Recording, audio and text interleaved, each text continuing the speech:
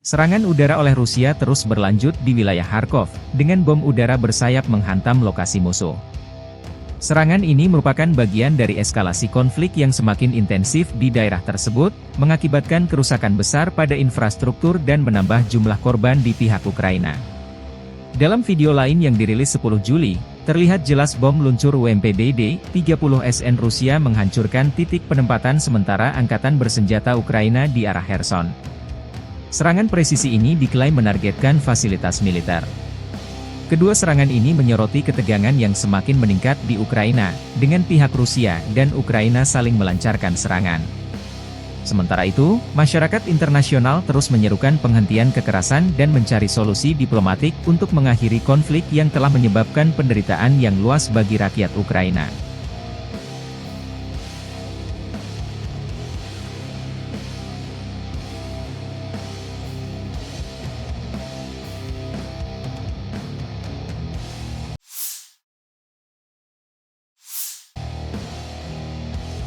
Staf Umum Angkatan Bersenjata Ukraina melaporkan pada 10 Juli mengklaim militer Rusia total kehilangan 554.510 tentara di Ukraina sejak dimulainya invasi skala penuh pada 24 Februari 2022. Jumlah ini termasuk 1.100 korban yang diderita pasukan Rusia hanya dalam sehari terakhir. Menurut laporan tersebut, militer Rusia juga total kehilangan 8.180 tank, 15.715 kendaraan tempur lapis baja, 20.269 kendaraan dan tangki bahan bakar, 15.051 sistem artileri, 1.115 sistem roket peluncur ganda, 883 sistem pertahanan udara, 361 pesawat terbang, 326 helikopter, 11.973 pesawat nirawak, 28 kapal dan perahu, dan 1 kapal selam.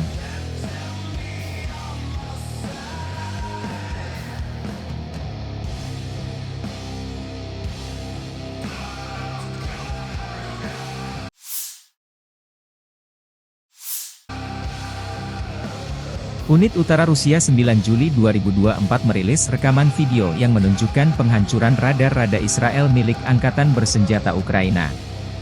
Serangan ini dilakukan oleh kelompok Lancet Utara di arah Lipsy, menambah intensitas konflik yang terus meningkat di wilayah tersebut.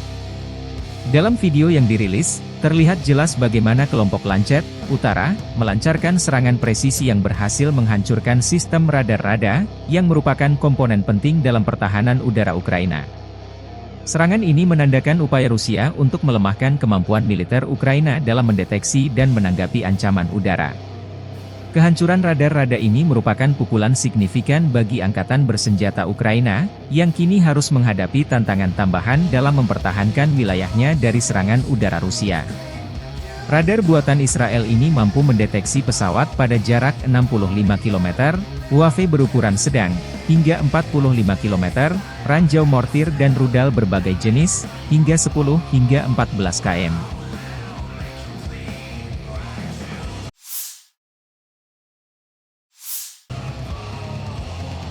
Pilot drone dari Brigade Senapan Bermotor ke-39 Angkatan Bersenjata Rusia dan Korps Tentara ke-68 Donetsk berhasil menghancurkan tank T-64BV dan kendaraan lapis baja Kozak 7 milik Angkatan Bersenjata Ukraina.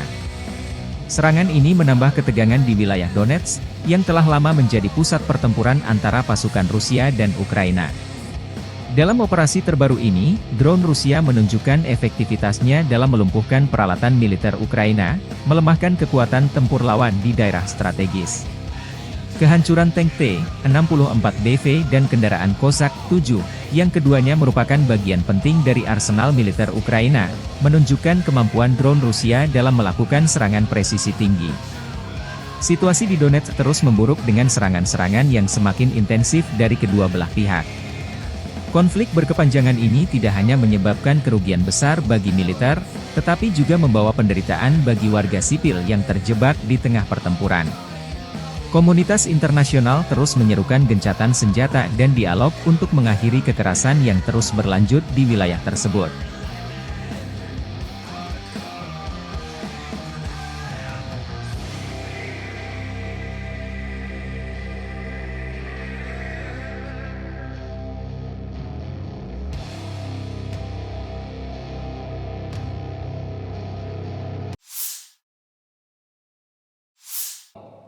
Today, I'm announcing the historic donation of air defense equipment for Ukraine. The United States, Germany, and Italy. Presiden Amerika Serikat Joe Biden mengumumkan sumbangan bersejarah sistem pertahanan udara Patriot kepada Ukraina dalam pembukaan KTT peringatan 75 tahun NATO yang diadakan di Washington, D.C. Pengumuman ini disambut dengan antusias oleh negara-negara anggota NATO, yang melihat langkah ini sebagai dukungan signifikan terhadap keamanan Ukraina di tengah konflik yang sedang berlangsung. Dalam pidatonya, Presiden Biden menekankan pentingnya solidaritas dan kerja sama internasional dalam menghadapi ancaman global. Kami berdiri bersama Ukraina dalam perjuangan mereka untuk mempertahankan kedaulatan dan integritas teritorial mereka, kata Biden. Sistem pertahanan udara Patriot akan memperkuat kemampuan pertahanan Ukraina dan menunjukkan komitmen kami terhadap keamanan kolektif. Ukraina telah mengalami serangan udara intensif dalam beberapa bulan terakhir, dan sumbangan sistem Patriot ini diharapkan dapat meningkatkan kemampuan negara tersebut untuk melindungi warganya dan infrastruktur kritis dari ancaman udara. Para pejabat Ukraina menyambut baik bantuan ini dan menyatakan terima kasih atas dukungan yang diberikan oleh Amerika Serikat dan NATO.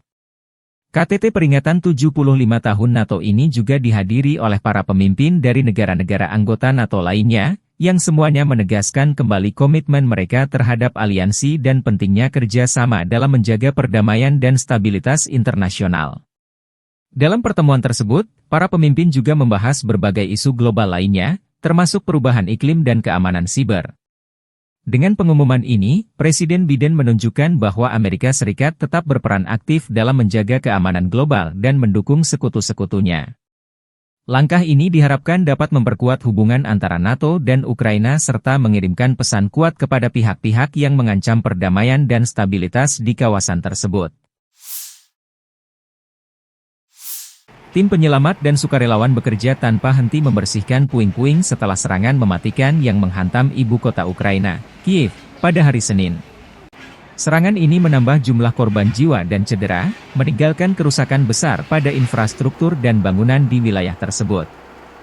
Serangan tersebut dilaporkan terjadi pada dini hari, dengan beberapa ledakan kuat yang mengguncang kota.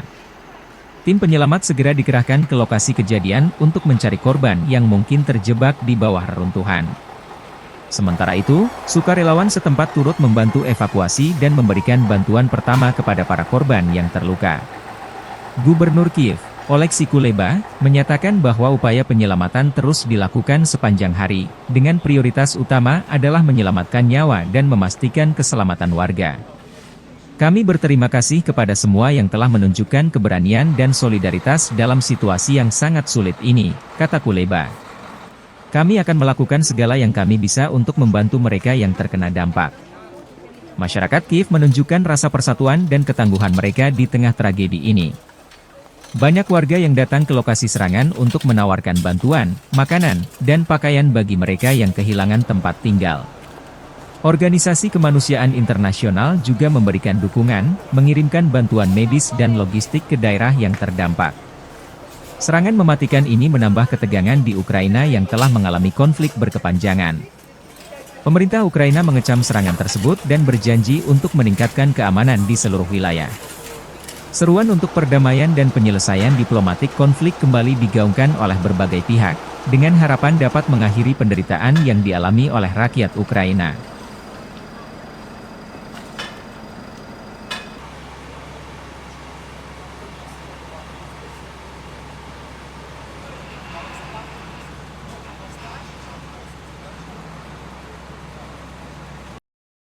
Ми сиділи в коридорі, я, моя мама, маленька моя дитина.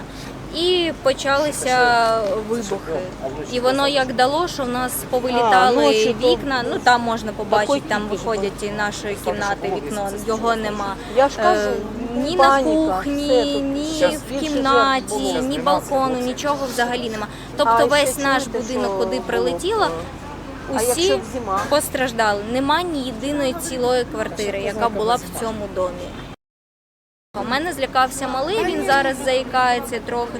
Ну, у всіх шоковий стан був. Але дуже багато у нас було людей, які були посічені оціми шматочками скла, всі перепугані, на стресі. Також поранену жінку дістали з-під завалів, а інших людей, на жаль, дістали мертвими, і деякі ще не можуть зараз знайти з-під завалів. We've been collecting here since 10 a.m. There's a lot of people here helping out. We're collecting blown up windows and all the glass and all the different kind of stuff that has fallen out of people's windows. Yeah, that's what we're up to here. I'm from Kiev, but I don't currently live here, but I'm here to help. There's different groups here working, like volunteer groups. Some are students. There's a group called Repair Together, Freedom for Ukraine, and another ambulance and other policemen, emergency workers that are working here. Everyone's just trying as best as they can to finish up the situation, help out as much as they can, as quickly as they can.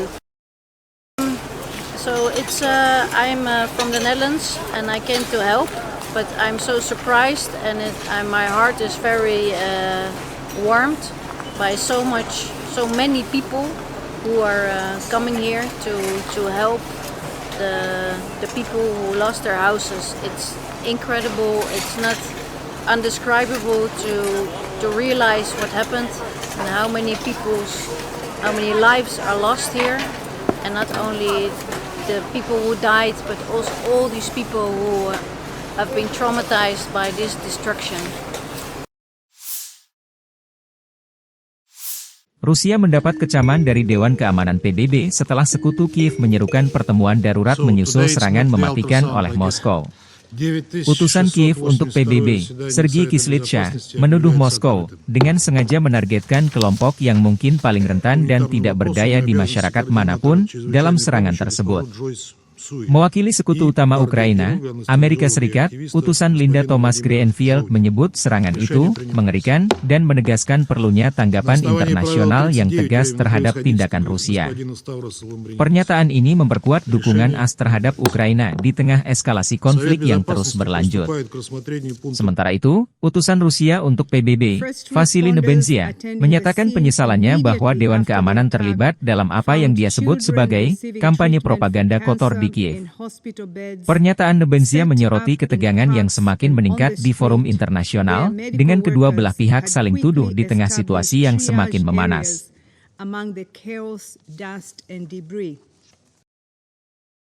These incidents are part of a deeply concerning pattern of systemic attacks harming healthcare and other civilian infrastructure across Ukraine. Une fois de plus, la Russie est délibérément ciblée des quartiers résidentiels et des infrastructures de santé. La France condamne ces violations flagrantes du droit international qui s'ajoutent à la longue liste des crimes de guerre dont la Russie devra rendre compte. We're here today because Russia, a permanent member of the Security Council, the current rotational president of the Security Council, attacked a children's hospital. Even uttering that phrase sends a chill down my spine. Russia attacked a children's hospital in broad daylight, killing and injuring children. Chilling. Yesterday's attack makes abundantly clear Putin is not interested in peace. He's committed to wreaking death and destruction in pursuit of his war of aggression.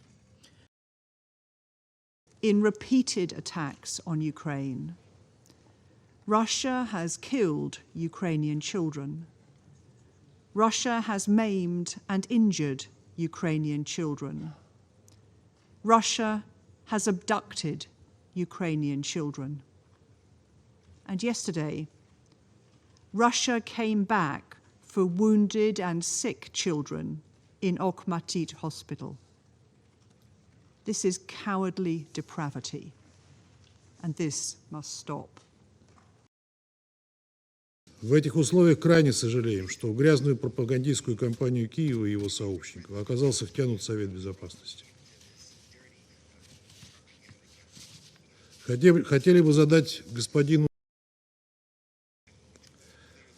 понимает ли он, что если бы это была российская ракета, от здания бы ничего не осталось. И дети, и большинство взрослых погибли бы, они были бы ранены. Но судя по... Yesterday, Russia deliberately targeted perhaps the most vulnerable and defenseless group in any society: children with cancer and other life-threatening illnesses.